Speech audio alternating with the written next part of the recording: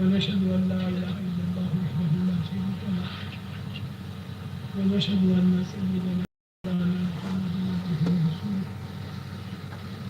صلى الله عليه وعلى آله وصحبه وبارك وسلم تسليما كثيرا كثيرا.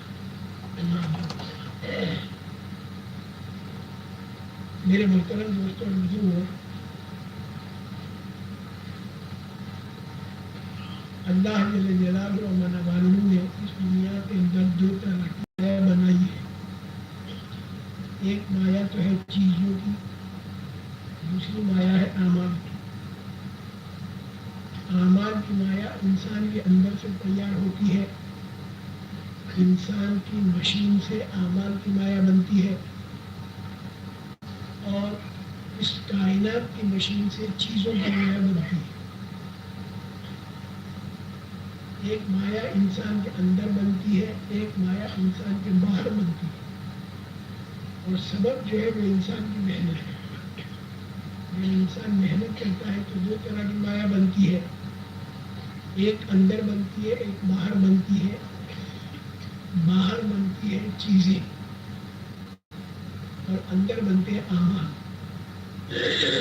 انسان کی کامیابی اور ناکامی کا تعلق اللہ نے انسان کے اندر کی مایا کے ساتھ رکھا ہے. باہر کی مایا کے ساتھ کامیابی ناکامی کا تعلق نہیں رکھا. باہر کی مایا کم ہو یا زیادہ، اگر اندر کی مایا بن گئی تو کامیاب کریں گے. اگر انسان کے اندر ایمان بنا، اعمال بنے، اخلاص بنا، سچائی بنی، امانت داری بنی، غربا پروری بنی، عبادت بنی، تو اندر کی مایا بن گئی. تو یہ آدمی اگر کچے مکان میں ہو یا پکے مکان میں ہو یا گورا ہو، چھوٹا ہو یا بڑا ہو، ہر حال میں کامیاب ہوگا. اور اگر آدمی کے اندر کی مایا بگڑ گئی اور اس کے اندر خیانت بنی، اس میں ظلم بنا، اس میں چوری بنی، دھوکہ بنا، غبن بنا، اس کے اندر غفلت بنی، جہالت بنی، تو یہ انسان ناکام ہوگا. چاہے اس کے پاس باہر کی مایا بہت، فرعون قارون حامان کے پاس باہر کی مایا بہت سی تھی، اندر کی مایا بگڑ گئی، تباہ اور برباد ہو گئے. اور اکثر و بیشتر انبیاء کرام علیہ السلام کے پاس باہر کی مایا بہت تھوڑی تھی. ان کے ماننے والوں کے پاس بھی باہر کی مایا تھوڑی تھی، لیکن ان کے اندر کی مایا بن گئی تو اللہ نے انہیں کامیاب کیا.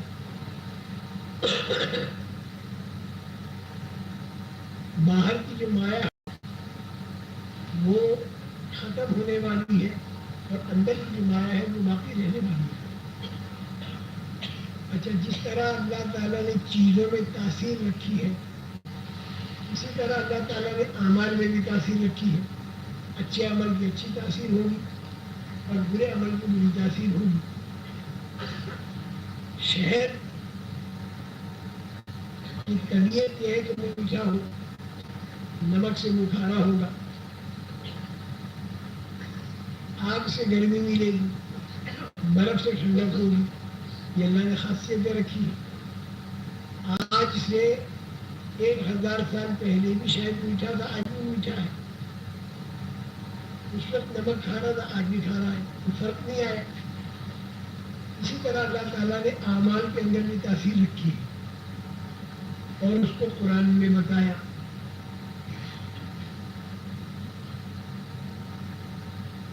نماز کی تاثیر بتائی ہے برائیوں سے رکنا اور کامیابی کا ملنا. قد افلح المؤمنون الذین هم فی صلاتهم خاشعون. نماز پر کامیابی کا وعدہ. چیزوں کی خاصیت انسان کا تجربہ ہے اور اعمال کی خاصیت خدائی وعدہ ہے، اور خدائی وعدے کے خلاف نہیں ہو سکتا. نماز پر کامیابی کا وعدہ یہ اللہ کا ہے. روزے پر تقوی کا وعدہ، کتب علیکم الصیام کما کتب علی الذین من قبلکم لعلکم تتقون. ذکر الہی پر اطمینان کا وعدہ، الا بذکر اللہ تطمئن القلوب. اگر انسان میں تقوی ہے تو اللہ کے کئی وعدے ہیں. ایک وعدہ تو یہ ہے وَمَن يَتَّقِ اللَّهَ يَجْعَل لَّهُ مَخْرَجًا وَيَرْزُقْهُ مِنْ حَيْثُ لَا يَحْتَسِبُ. جس آدمی میں اللہ کا تقویٰ ہوگا تو اللہ تعالیٰ اسے ایسی جگہ سے روزی دے گا جہاں سے وہ گمان نہ ہو، اور اللہ اس کے لیے راستہ کر دے گا. جیب مسائل سلجھ جائیں گے تقوی سے. اتنا بڑا پرابلم ہو اللہ تعالیٰ تقوی والے کی پرابلم کو ٹھیک کر دے گا، اور روزی ایسی جگہ سے دے گا جہاں سے وہ گمان نہ ہو. یہ اللہ کا وعدہ ہے تقوی میں. یہ دو وعدے ہو گئے. تیسرا وعدہ خدا کا یہ ہے کہ وَمَن يَتَّقِ اللَّهَ يَجْعَل لَّهُ مِنْ أَمْرِهِ يُسْرًا. جو آدمی اللہ کا تقویٰ اختیار کرے تو اللہ تعالیٰ اس کے کام کو آسان کر دیتے. تقوی والے کا کام آسان ہو جاتا ہے. چوتھا وعدہ اللہ تعالیٰ کا برکت کا ہے. وَلَوْ أَنَّ أَهْلَ الْقُرَىٰ آمَنُوا وَاتَّقَوْا لَفَتَحْنَا عَلَيْهِمْ بَرَكَاتٍ مِّنَ السَّمَاءِ وَالْأَرْضِ. اگر یہ ایمان والے تقوی والے بستی والے ایمان والے تقوی والے بن جائیں تو اللہ تعالیٰ زمین اور آسمان سے برکتیں نازل فرماتے ہیں. برکت کا بھی وعدہ ہے، اور تقوی پر اللہ کی مدد کا بھی وعدہ ہے. بَلَىٰ إِن تَصْبِرُوا وَتَتَّقُوا وَيَأْتُوكُم مِّن فَوْرِهِمْ هَٰذَا يُمْدِدْكُمْ رَبُّكُم بِخَمْسَةِ آلَافٍ مِّنَ الْمَلَائِكَةِ مُسَوِّمِينَ.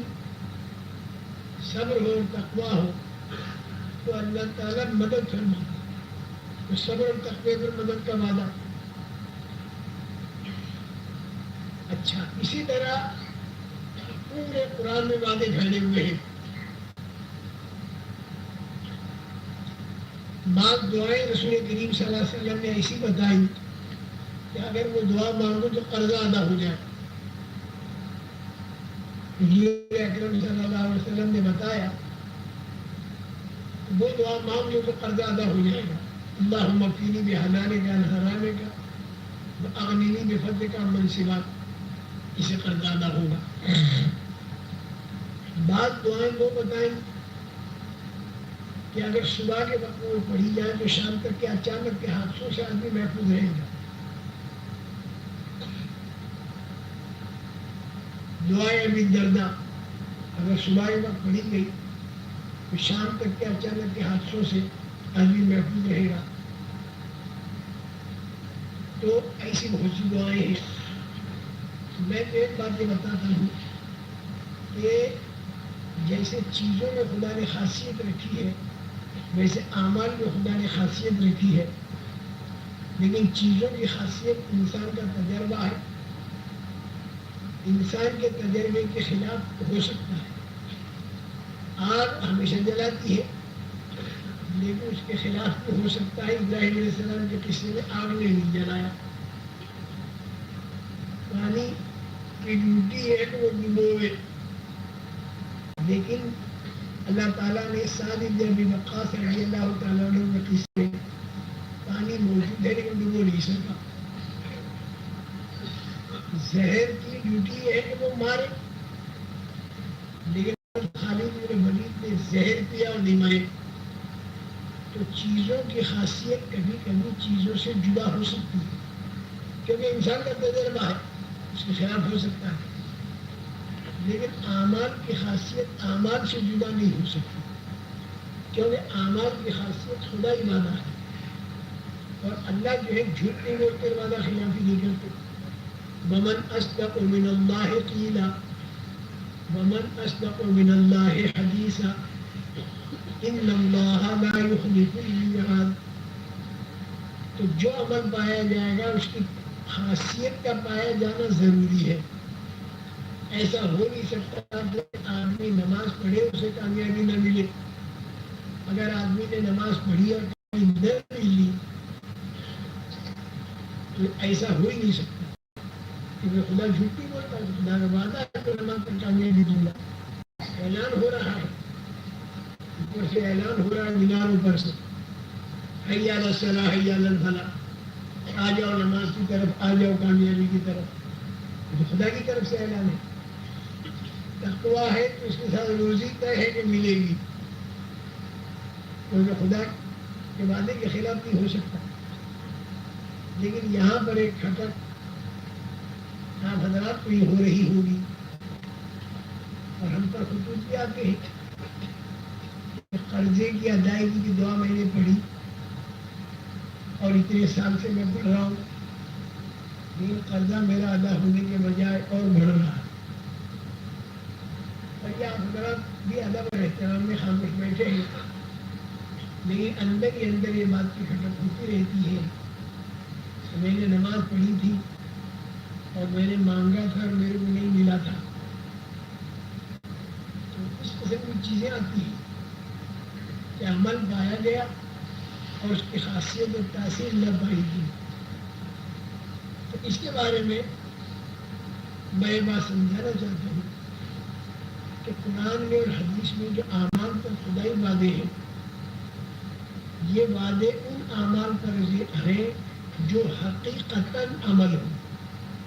عمل کے ڈھانچے پر خدا کا وعدہ نہیں، خالی عمل کی باڈی پر خدا کا وعدہ نہیں، بلکہ اس کے اندر کا کرنٹ بھی ہونا چاہیے. سچ جان نکل گئی تو دوسرے دن گھی نہیں ملتا. تو اسی طرح نماز اگر مردہ نماز ہو، جان نہ ہو، تو اس پر خدا کا وعدہ نہیں.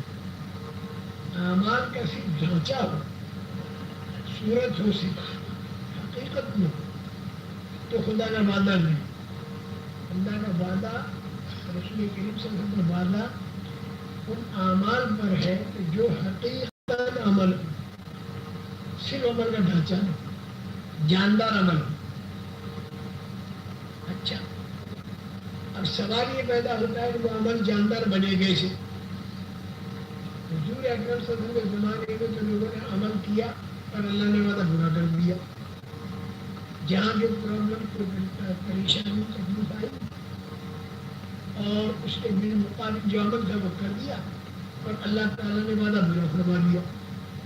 میدان جنگ میں مسلمان ہارنے لگے تو ان لوگوں نے بیٹھ کر سوچا بڑوں نے کہ بھائی ہم ہار کیوں رہے، جبکہ اللہ کا وعدہ یہ ہے کہ اللہ کی جماعت غالب آتی ہے. اللہ ان حزب اللہ هم غالبون بھی ہے، مفلحون بھی ہے. تو اللہ کا تو وعدہ ہے کہ ہم تو اللہ کی جماعت ہے، مسلمان جو ہے وہ اللہ کی جماعت میں ہے، اس کو تو غالب آنا چاہیے، جیتنا چاہیے، پھر ہار کیوں رہا. تو انہوں نے یہ نہیں سوچا کہ میں اپنی تعداد تھوڑی ہے تو چلو تعداد بڑھا لو. انہوں نے یہ سوچا کہ بھائی ہمارے اندر جو غلبہ نہیں مل رہا تو ہمیں غور کرنا چاہیے کہ ہماری زندگی میں تو فرق آیا ہے. مسلمان کو جیسا ہونا چاہیے ویسا اگر ہے تو برابر غلبہ، لیکن اگر کمزوری آ گئی، عمل کے اندر کوئی فرق آ گیا تو پھر خدا کا وعدہ نہیں.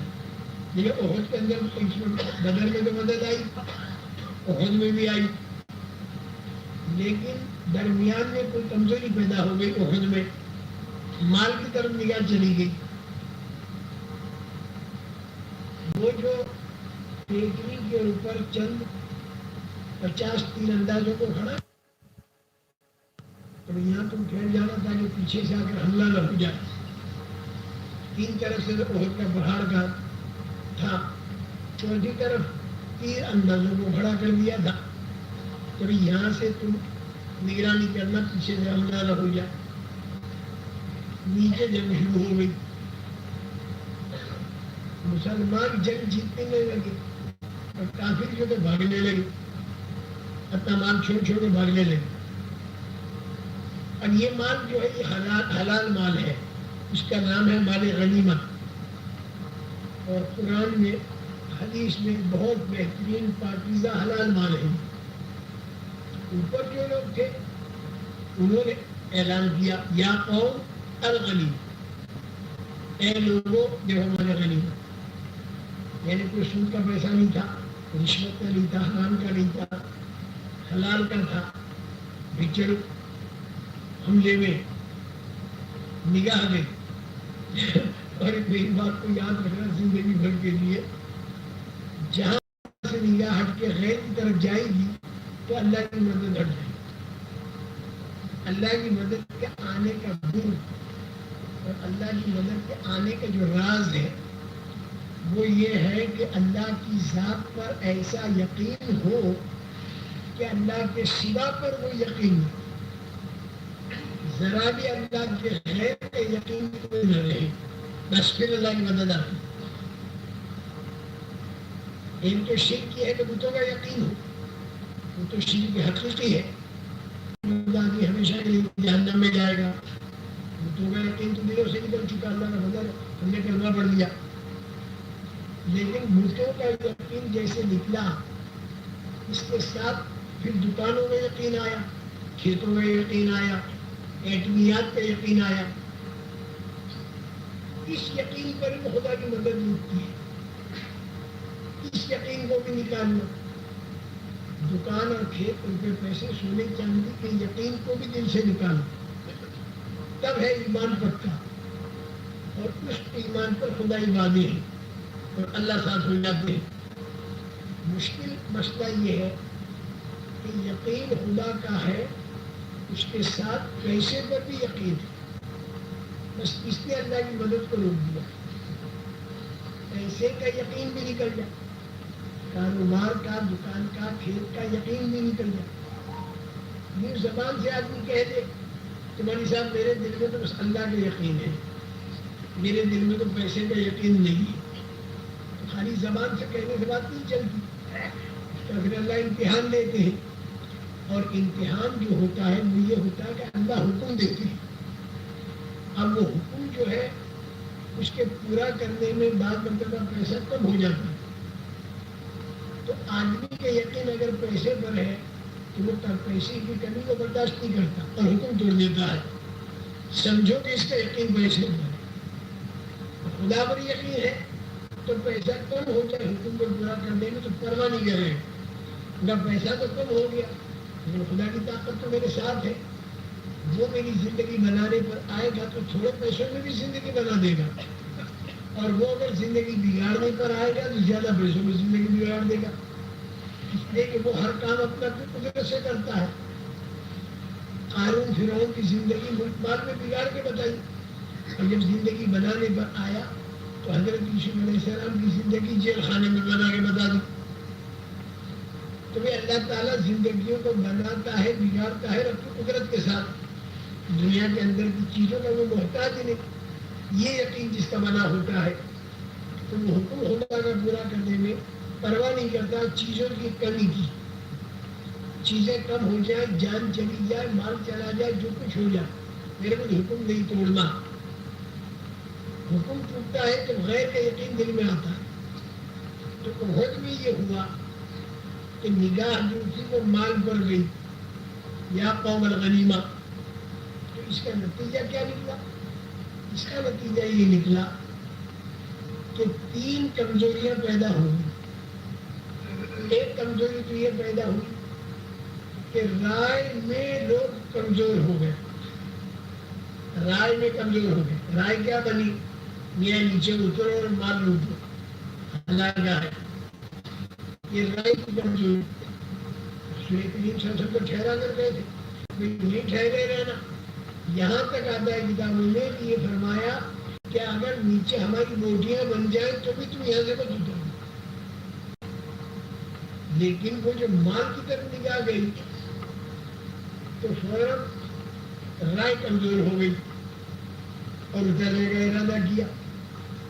امیر نے روکا، عبداللہ بن جبیر جو امیر تھے، زبیر نہیں جبیر، انہوں نے کہا کہ بھائی اللہ کے نبی نے منع کیا، رک جاؤ، تناؤ ہو گیا۔ جن کے ذہن میں یہ تھا کہ اترو اور مان لو، انہوں نے کہا واہ، اللہ کے نبی نے جو ہم کو یہاں اترنے کے لیے کہا تھا وہ تو جیتنے تک کے لیے کہا، اب تم جیت گئے، حکم پورا ہو گیا، حکم کا وقت، ہم حکم تھوڑی توڑ رہے، تو جیت گئے ہم۔ رائےوں کے اندر کشاکش ہوئی، رائےوں کا اختلاف بری بات نہیں ہے، دلوں کے اندر اختلاف آ جائے یہ بری بات ہے. رائے میں وہاں کشاکش میں تنازعات فی الرائے تنازعات فی الامر وعصیتم، اور تیسری کمزوری یہ پیدا ہو گئی کہ بات نہیں مانی. جو ٹھہرایا تھا وہ اتر گئے. یہ تین کمزوریاں پیدا ہوئی. جب مال کی طرف جائے گی تو پھر آدمی کے اندر کمزوری آ جائے گی ہر لائن میں. بہت کے اندر یہی بتایا. بدر میں بات نہیں تھی. بدر میں باوجود کے ساتھ جو سامان کم تھا، تعداد بھی کم تھی، لیکن دلوں کے اندر یقین خدا کی ذات پر تھا، غیر کے اوپر نگاہ نہیں تھی. اللہ تعالیٰ جو آزمائش میں ڈالتے ہیں تو کئی لائنیں ہیں خدا کی آزمائش کی. 13 سال تک تو مکہ مکرمہ میں دعوت کے ساتھ قربانی دیتے رہے، یقین خدا بنایا. اب اللہ تعالیٰ مدینے میں لے گئے. اب اس یقین کا امتحان کئی مرتبہ لیا، لیکن 3 مرتبہ بڑے بڑے امتحان ہوئے. پہلا امتحان بدر میں ہوا کہ جتنا ساز و سامان اور اسباب اور وسائل تھے وہ اللہ نے دشمنوں کو دے دی. بدر میں ذرا دھیان سے سننا، اور جس کو نیند آتی ذرا جگہ بھی دینا. میں تو نظام الدین میں کہا کرتا تھا 3 کام ہے: اٹھنے والے کو بٹھانا، سونے والوں کو جگانا اور دھیان سے سننا. یہ سارے مجموعے کا کام ہے، خالی بولنے والے کا نہیں. اٹھنے والے کو بٹھانا، سونے والے کو جگانا اور دھیان سے سننا. یہ 3 کام بیٹھ کر آپ کو کرنے ہیں. اتنا دھیان سے مت سنو کہ پاس میں تمہاری جیب کرتی تمہیں پتہ ہی نہیں. ہزاروں روپے خرچ کر کے آدمی آیا اور غائب ہو گیا. غائب ہو گیا. جس نے سویا اس نے کھویا، جس نے جاگا اس نے پایا. مثل مشہور ہے سوتے کا کپڑا اور جاگتے کی کٹیا. مثل مشہور ہے، اس کی تشریح میں نہیں کرتا. تو 13 سال تک وہ یقین سیکھا. مدینہ منورہ میں امتحان، بدر میں پہلا امتحان ہوا کہ سارے اسباب اور وسائل تو اللہ نے دشمنوں کو دے دیے. سارا ساز و سامان ان کے ہاتھ میں. ابو سفیان کا تجارت کے قافلہ میں مکے پہنچ گیا پوری تیاری کے ساتھ. 900 آدمی 1000 آدمی بدر میں آ گئے، ڈھول بازوں کے ساتھ اور گانوں کے ساتھ بدر میں آ گئے پوری تیاری.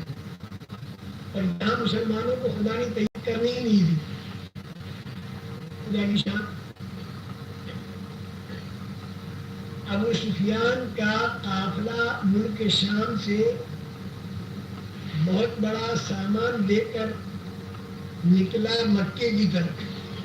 یہ مکے والوں نے بھیجا تھا، اور مکے کا ہر مرد ہر عورت شیئر ہولڈر تھے اس کے اندر، اور کروڑوں کا سامان تھا. اور جنگ کی پوری تیاری تھی، کیونکہ مکہ مکرمہ میں تو مسلمان بہت ستایا لیکن ختم نہیں کر سکے. پلان بھی بنا تھا رسول کریم صلی اللہ علیہ وسلم کو شہید کرنے کا، لیکن نہیں ہوا. مدینے والوں نے ٹھکانہ دیا تو مدینے والوں کو دھمکی دی مکے والوں کو، دیکھو تمہیں ٹھکانہ تو دیا ہے لیکن ہم حملہ کریں کہ تم باقاعدہ خطوط پہنچے تھے. اور اسی کی تیاری میں ان کے شام میں ابو سفیان میں قافلہ گیا تھا. جب مکہ مکرمہ کی زندگی میں مدینہ منورہ کی زندگی میں فرق تھا. مکہ مکرمہ میں اللہ تعالیٰ نے مسلمانوں سے کہہ دیا تھا کہ تم اپنا کام کرو، اور اگر کوئی تمہیں ستائے تو تم اسے برداشت کرو، ہاتھ کو اٹھاؤ، مارنا مت. خوب پٹائی ہو، صحابہ کی بہت پٹائی ہو. مسئلہ مکہ مکرمہ میں یہ تھا کہ انہوں نے توحید کی آواز اٹھائی، لا الہ الا اللہ محمد رسول اللہ صلی اللہ علیہ وسلم، سوائے خدا کے کوئی معبود نہیں ہے، اکیلا تیرے تنہا اللہ ہے کرنے والا. اس کے کرنے کے ذات یہ آواز اٹھائی. رسول پاک صلی اللہ علیہ وسلم نے صحابہ نے ہمارے 360، تو تمہارا ایک اکیلا ہمارے 360 کا مقابلہ کیسے کرے گا؟ انہوں نے کہا اجعل الآلہۃ الہا واحدا ان ھذا لشیء عجاب، سارے معبودوں کو چھوڑ کر تم نے ایک کو پکڑ لیا، ایک سے کیا ہوگا؟ وانطلق الملأ منهم ان امشوا واصبروا على آلهتكم ان ھذا لشیء یراد۔ تو صحابہ کی طرف سے جواب تھا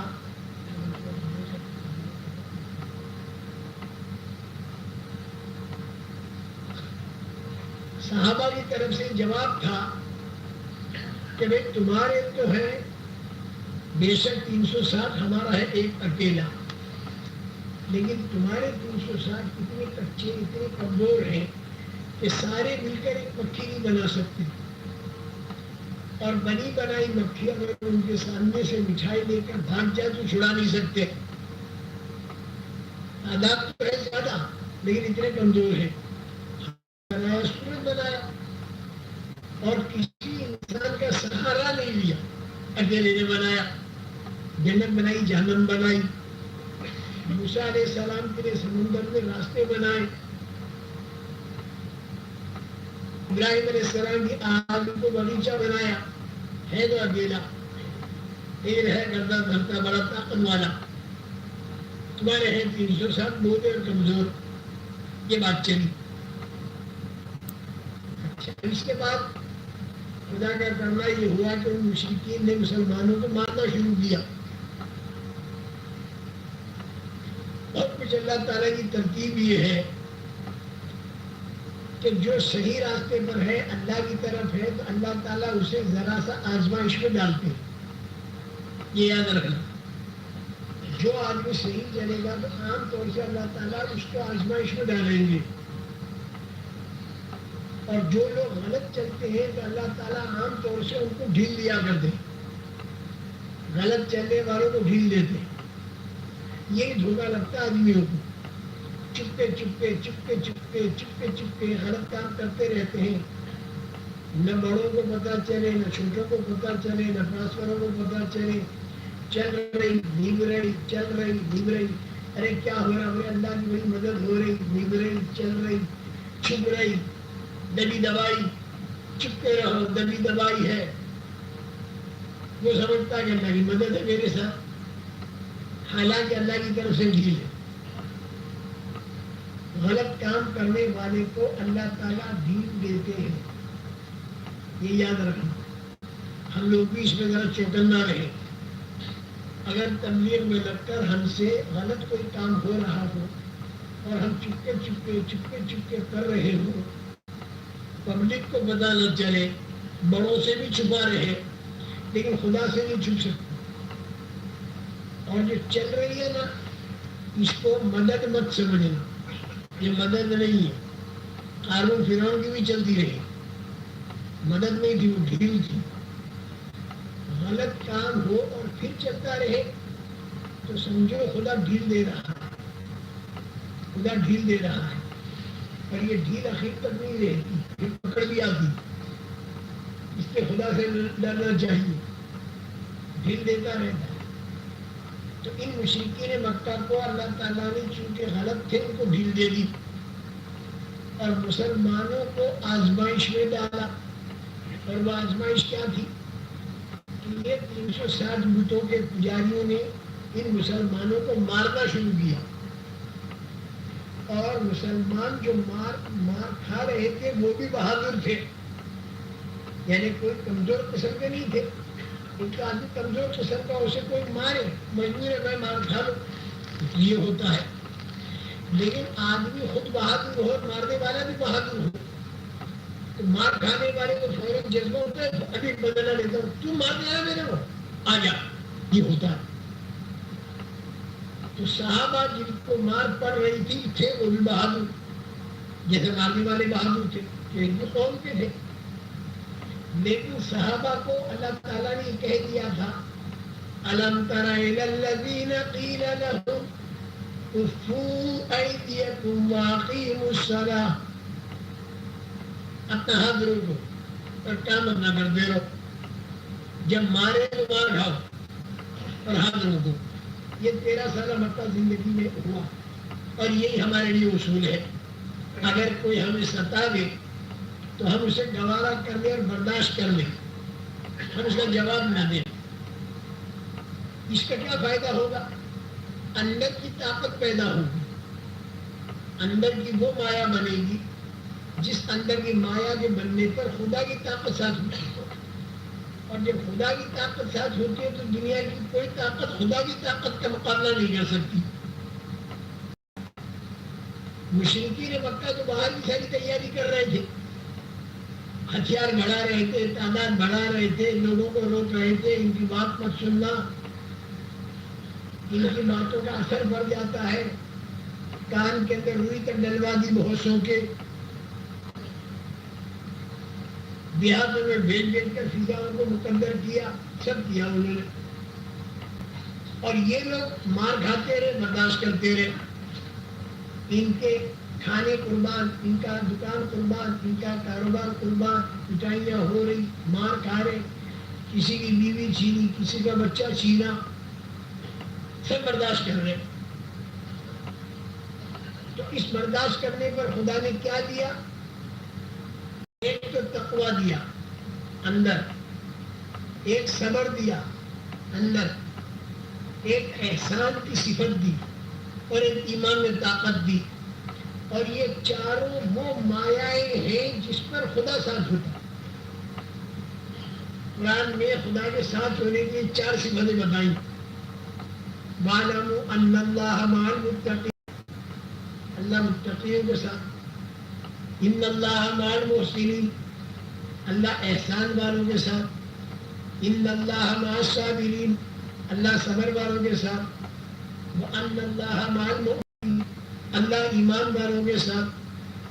تو وہ اندر کی طاقت بنی، ظاہر کے اندر مار پڑ رہی، ہنسی مذاق اڑا رہے، ٹھٹھے کر رہے، مسخریاں کر رہے، لیکن ان کے اندر طاقت بن رہی، ایمان کی طاقت بن رہی، صبر کی طاقت بن رہی۔